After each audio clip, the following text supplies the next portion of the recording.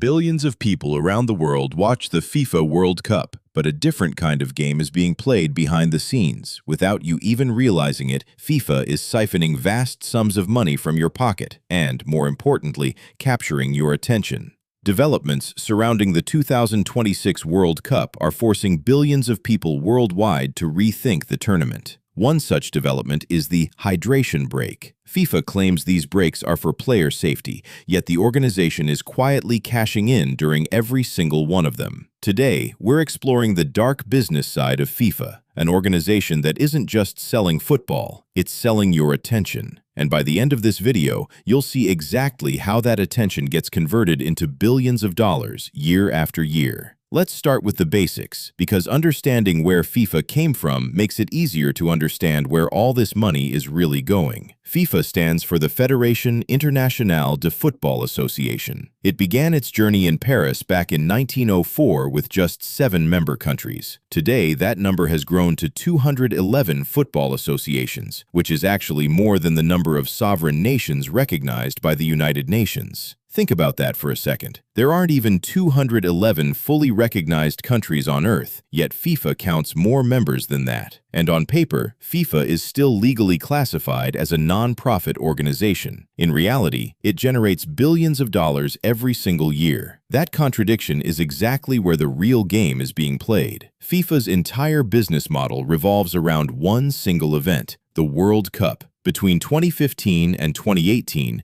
the organization earned roughly $6.4 billion. From 2019 to 2022, that number climbed to $7.5 billion. This time around, for 2026, FIFA is projected to nearly double its previous earnings, bringing in close to $13 billion.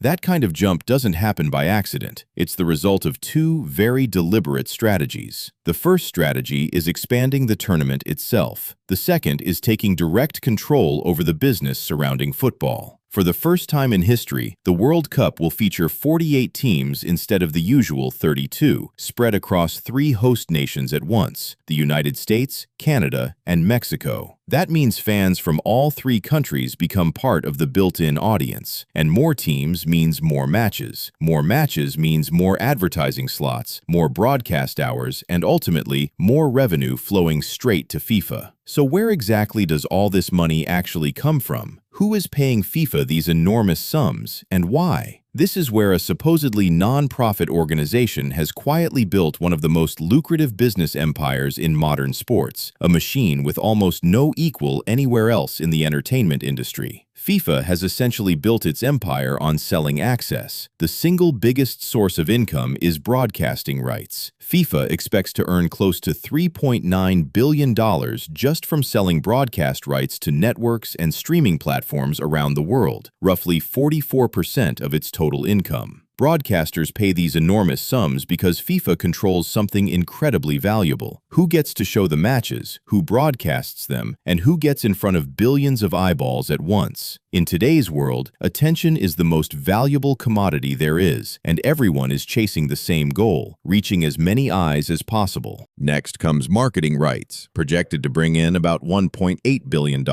That's the money brands pay for just a few seconds of logo exposure on screen during a match. Companies spend millions of dollars for those few seconds because they've learned one simple truth: people skip YouTube ads. They scroll past social media promotions, but almost nobody skips the World Cup. A few seconds of screen time during the tournament can boost a brand's value in a way that almost no other form of advertising can match. Then there's ticket sales, which generate a significant amount of money, but actually make up a smaller slice of the pie than most people assume. Millions of fans are watching from outside the stadium, not inside it, which is exactly why broadcasting and marketing matter so much more to FIFA's bottom line than the gate itself. And that brings us to the most controversial piece of this puzzle: the hydration break. FIFA introduced these pauses officially to protect players from extreme heat. But during those 1 or 2 minutes, advertisements run non-stop, and viewers simply cannot skip them or walk away. In a way, you're being made to watch advertising without even realizing it. FIFA just calls it a hydration break. This decision was reportedly made with the hot American summer climate in mind. But that raises an obvious question. Why wasn't a similar break used during the Qatar World Cup, held in a desert nation where temperatures sometimes climbed near 50 degrees Celsius? That contradiction has fueled suspicion that player safety isn't the only motivation behind the decision. Football is a sport built on rhythm and continuous play, unlike a lot of American sports that are naturally broken up into quarters, innings, or timeouts. Unlike basketball, soccer was never designed around long, structured stoppages. Coaches and players alike have criticized the hydration break for disrupting the flow of a match. Once that rhythm is broken mid-game, it's genuinely difficult to get it back. A team on the attack can lose all its momentum in an instant. A tired team suddenly gets a chance to catch its breath. A struggling player can bounce back with renewed energy. In the space of just 2 minutes, the entire story of a match can shift completely. There's another side to this story that doesn't get nearly as much attention: the cost to the host nations. Building massive new stadiums, roads, and transportation systems falls entirely on the host country, all under the promise that tourism and local business will boom afterward. History tells a very different story.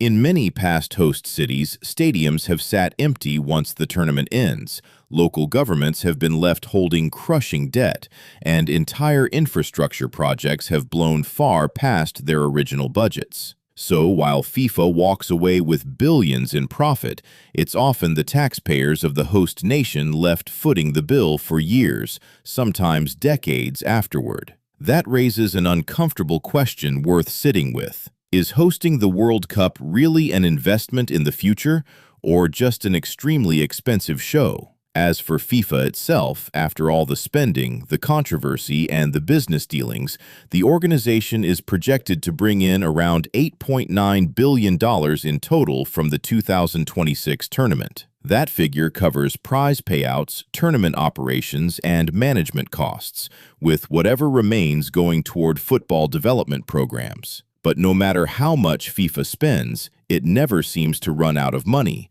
because it keeps finding new ways to profit. Every 4 years, the machine gets bigger, the numbers get higher, and the questions around it get louder, yet somehow the tournament only grows in size and reach each time. So what is FIFA actually selling? Football or your attention? The answer is your attention. In today's world, attention might be the single most valuable currency there is. Every company on earth, every platform, every advertiser is chasing the exact same thing: a moment where millions of people are looking at the same screen at the same time. FIFA has built a machine capable of capturing the focus of billions of people at that exact same moment, all at once, something almost no other organization on the planet can claim to do.